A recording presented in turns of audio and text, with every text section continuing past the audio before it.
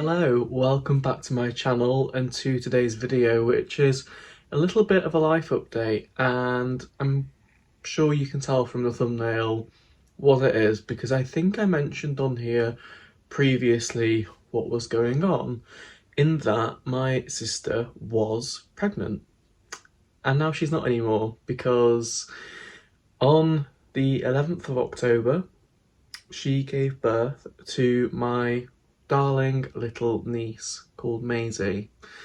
Now, for the astute among you, you may know that the 11th of October is also my birthday, and that means, therefore, that me and my niece share the same birthday, and it has been the most magical thing to happen.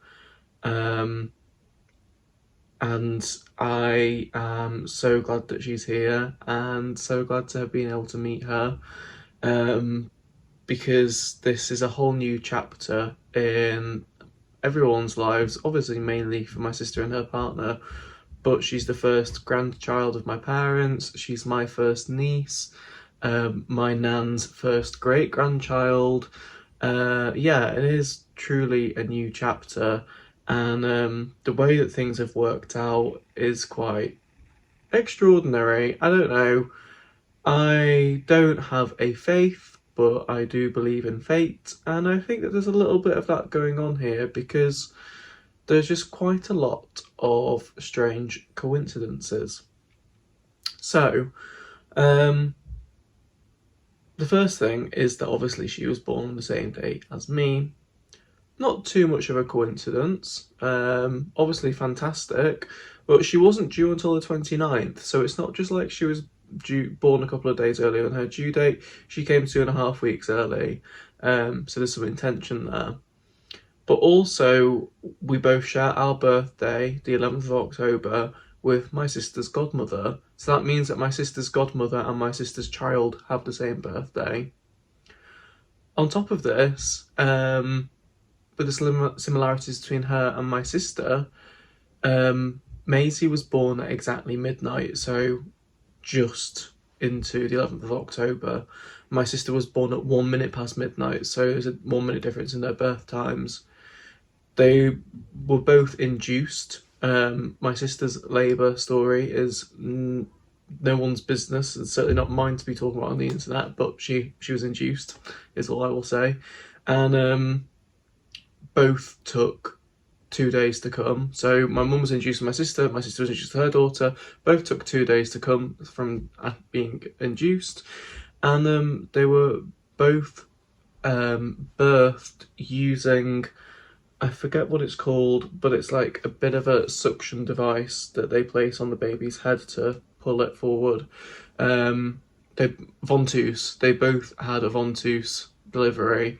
The reason with my sister's daughter is that she was born with a hand cupping her cheek like that, and so obviously it wasn't as easy to get her out. And my sister, she's always been an awkward bugger, so you know, she's watching this, she'll be annoyed at me for saying that. But yeah, I don't know what was going on with my sister, but she had ventouse delivery as well. So yeah, all of it is just a bit similar. There's lots of different things that are similar going on with that.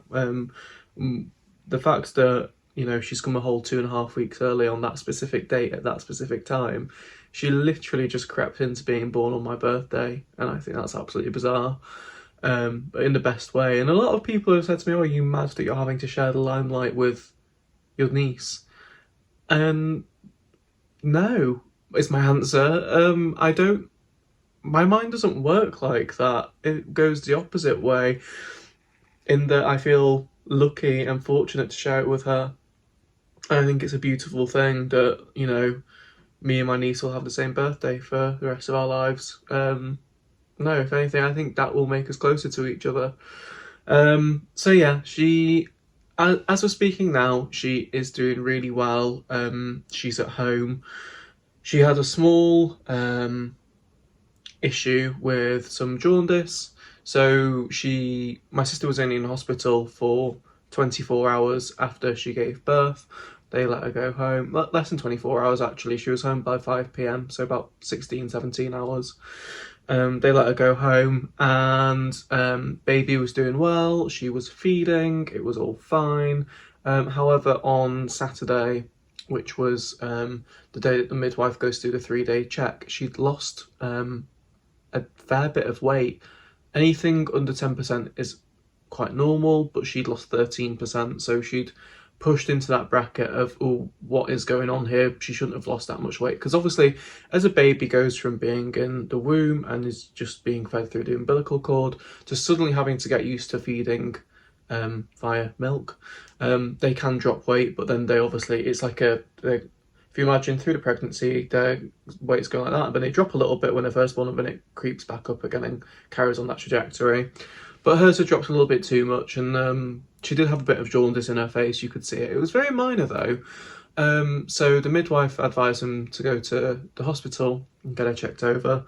They did, and they did a blood test, which I think my sister found exceptionally traumatic, to see a needle removing blood from your newborn baby. Anyway, the blood test came back and said that she actually had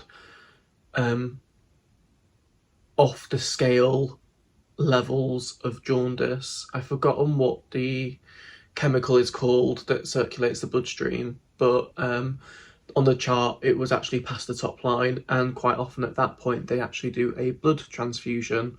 However, they said let's try the less invasive treatment, which is to put her under some blue lamps. I don't know what the type of light it is called, but basically that she's, rather than obviously with newborns you swaddle them up in lots of layers to keep them warm, but the lamps keep her warm, and so she was just there in her nappy with her skin on show, so that these lights could bathe her skin in this blue light, and it reduces the levels of whatever the chemical is in her blood, which in turn reduces how jaundiced she is, because the danger is that if you have really high levels in your blood for a sustained period of time, it can actually lead to brain damage.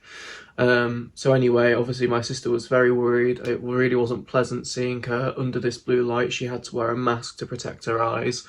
As a first, as a new mother, first child, she was scared. However, everyone around us was saying, oh, it's so common, like we know lots of people whose children had jaundice and had to have some of this treatment, so I think that settled her a bit.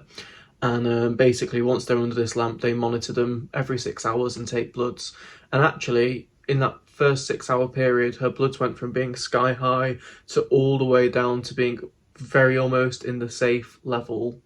So the nurses were really happy with how she was responding to the treatment, said it was quicker than they expected, so that's always what you want to hear. But left her under the lamps for another 6 hours, and at that point her bloods were in the safe level, which was fantastic. It meant that they could remove treatment, and it meant that they could put clothes back on her again, and my sister could feed her and cuddle her, because you can only disturb them once every half hour under this blue light to feed them. And obviously when you've got your newborn there, you want to be cuddling it, and she'd been used to cuddling her all day for the last sort of 3 days since she'd been born. So I think it's very difficult for my sister to lay there and just watch her alone in this incubator under these lights. Anyway, they removed the lights and my sister could cuddle her again, but they kept her in for a further 12 hours because they wanted to do bloods again, just to make sure that things weren't going to start creeping back up once they'd removed the treatment. Thankfully they didn't, so my sister was discharged last night, and then they had to go back today just for one final check, and yeah, her bloods are A-okay, they're all good. The jaundice is more or less gone, so that is fantastic news. And the jaundice was causing her to lose weight because it was making her more tired, which meant that she wasn't feeding as much because she didn't have the strength to feed and she wasn't awake to feed, and therefore she was losing weight. Whereas, sorry if this is TMI, in the 24 hours that they were in hospital, she got through 15 nappies. with how much she was starting to feed, because the more that the levels of whatever the chemical is called in her blood reduced, the more awake she became, the stronger she became, and the more she wanted to feed. So yeah, all is good. They are at home. They are well. Everything is good as far as I'm aware. My sister and her partner are just now back to enjoying becoming first-time parents and all that that comes with. It's funny because the first couple of nights she just didn't give them any sleep at all. They got like an hour each per night. And my sister's partner turned to me and said, you know, it's really funny because if anything else was keeping you awake all night, you'd be so annoyed, so frustrated, so angry. But he said, we just look at each other and laugh. And that just shows the true bond between a parent and child, doesn't it? Because what else could you possibly allow to keep you up all night and not get mad at, and in fact laugh at? So it's lovely to see them enjoying new parenthood together, and I think they'll both make fantastic parents. My sister's been a nursery practitioner for the last 3 years, so we always knew that she'd make a great mum. She is really great with kids, knows how to handle them, always been a natural at it, and so it's so lovely to finally see her have her own. And yeah, I got to meet Maisie, as you'll have seen, when I went home in the period before she had to go back into hospital. And I know I'm biased, but she's just the cutest little baby. The noises that she makes and the mouth movements is just gorgeous, and she literally fits. If you have her bum in your palm, her head is resting in the crook of your elbow. She's so small. I think she was £6.9 when she was born. Obviously she's lost a little bit, but she'll be almost back to that level by now, I'm sure. So yeah, that is my life update. I just wanted to come on here and share it because it is a momentous occasion for me and for my sister and for my whole family. And yeah, I'm so glad to be able to share this news with you, because it, like I say, it's in the start of a new chapter, and I can't wait to see who she grows up to be when she gets older. I just hope it doesn't go too fast. So anyway, yeah, I won't say any more because otherwise I could ramble on all day. Thank you so much for watching. If you've enjoyed the video, leave a like and a comment, and consider subscribing to the channel. And of course, as I always say, I'll see you all again really soon with another video.